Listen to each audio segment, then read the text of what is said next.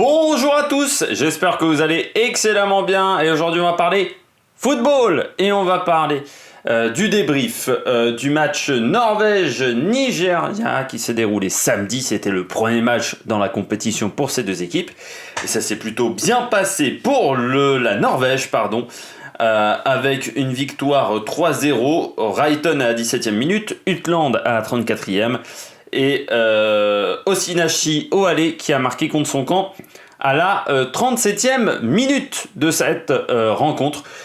Très difficile par contre pour le Nigeria, jamais dans le coup cette équipe de Nigeria qui n'a pas montré grand chose. J'ai trouvé que le Nigeria était plus faible pour moi que la Corée du Sud qui avait rencontré la France. Je rappelle que c'est le groupe A dont on parle, où il y a la Norvège, le Nigeria, la France et la Corée du Sud.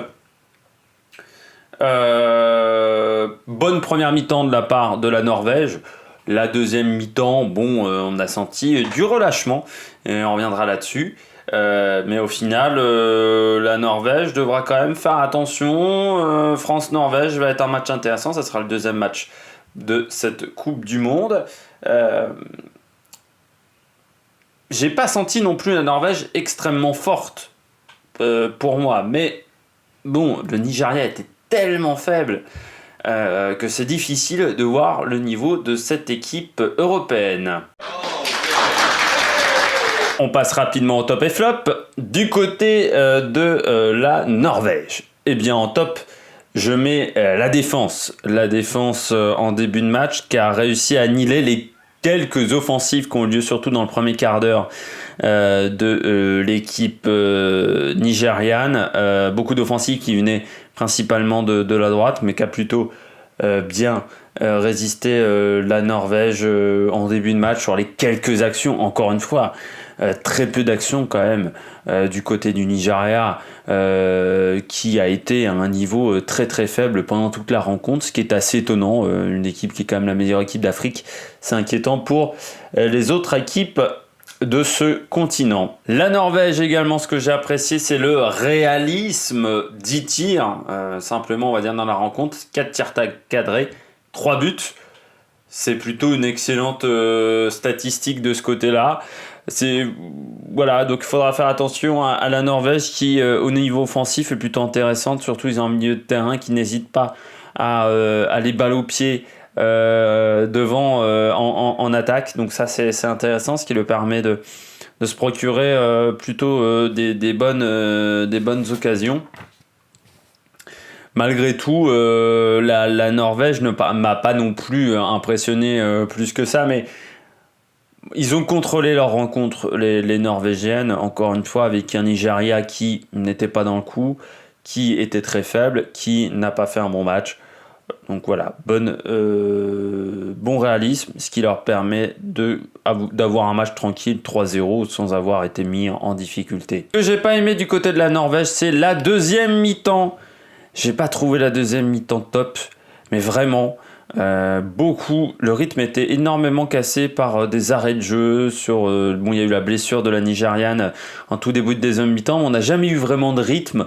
Alors certes c'est dû au Nigeria, mais la Norvège n'a pas vraiment mis beaucoup de vitesse dans le jeu à partir de la deuxième mi-temps. À partir du moment où ils ont compris que le Nigeria était vraiment pas dans le coup, ils n'ont pas fait grand chose, et ce qui a permis au Nigeria en fin de match de retrouver un petit peu des ailes et d'avoir quelques occasions qui venaient principalement de Ordega, qui je pense a été la joueuse nigériane la plus en vue, qui a fait parfois des erreurs, mais qu'on a vu au moins. Alors, la plupart des joueuses nigériennes, on les a vues, mais plutôt en retard par rapport aux joueuses norvégiennes quand les Norvégiennes avaient le ballon. Donc voilà, la deuxième mi-temps, j'aurais préféré que les joueuses se battent un peu plus. Certes, la France a fait un petit peu la même chose également face à la Corée du Sud, mais on a resserré les rangs dans le dernier quart d'heure, on a remis du gaz. Là, les Norvégiennes n'ont pas remis de gaz en fin de rencontre, ce qui est un peu dommage. Du côté du Nigeria, ce que j'ai apprécié,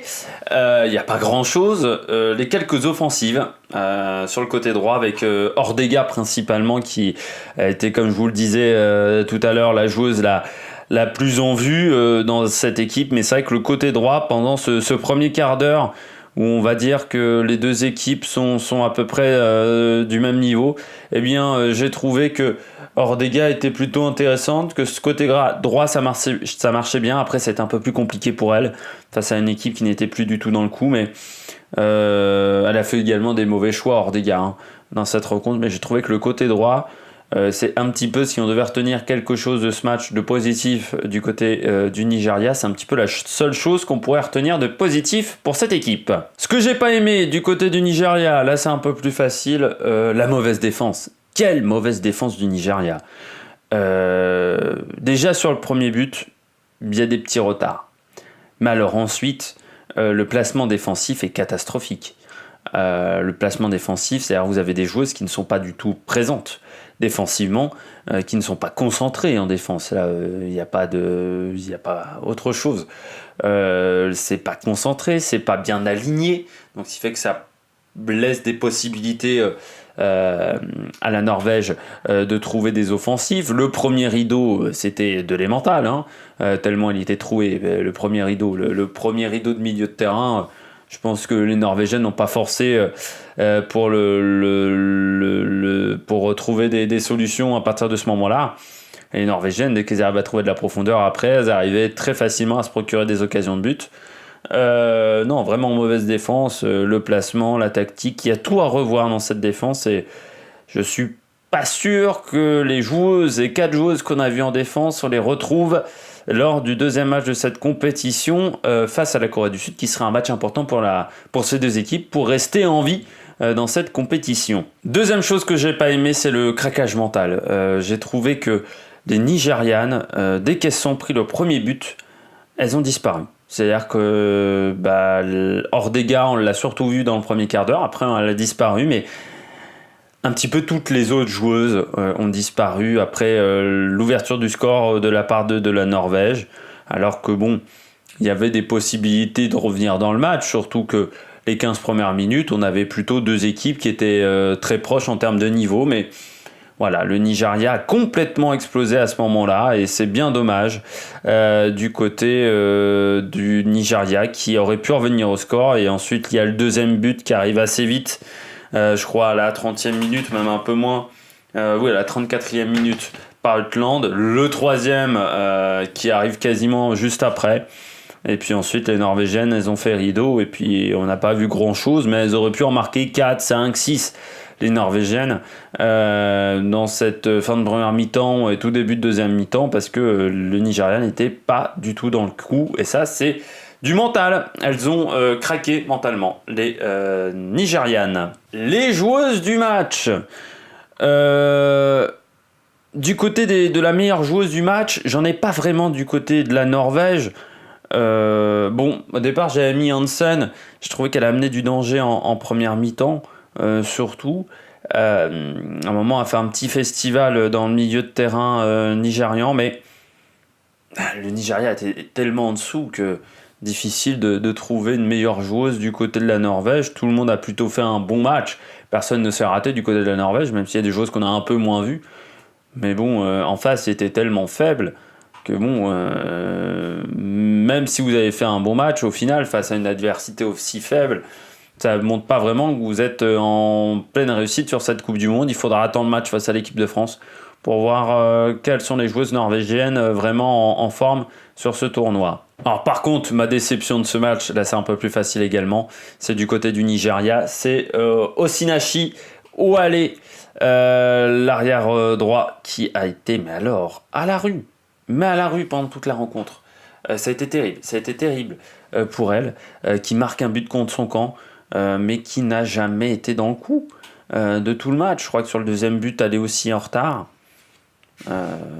Elle qui pourtant une des taulières de l'équipe, bien, ce qui montre que ça a été un naufrage total pour le Nigeria, c'est que même les tauliers n'ont pas été à leur niveau.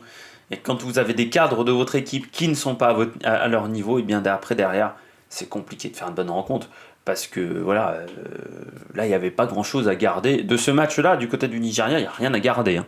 Vraiment, c'est nul quasiment sur tous les points. Tous les points ils ont été dominés et tous les points ils ont fait un mauvais match. Donc, je ne sais pas si elle va s'en remettre facilement de ce mauvais résultat et de cette mauvaise rencontre. Nous, on se retrouve pour de nouvelles aventures. On aura le débrief des 3 matchs de cette journée de dimanche. Ça commencera par Italie-Australie qui vient de se finir au moment où on enregistre. On parlera également de Brésil-Jamaïque et puis de ce soir Angleterre-Écosse qui promet énormément. Mais ça, je pense qu'Angleterre-Écosse et Jamaïque-Brésil, on en parlera demain. Si vous avez aimé cette vidéo, pouce bleu, n'hésitez pas à vous abonner, n'hésitez pas à relayer ça sur vos réseaux sociaux si vous avez surkiffé. Et puis nous on se retrouve pour de nouvelles aventures sur l'Amérique Production. Ciao ciao.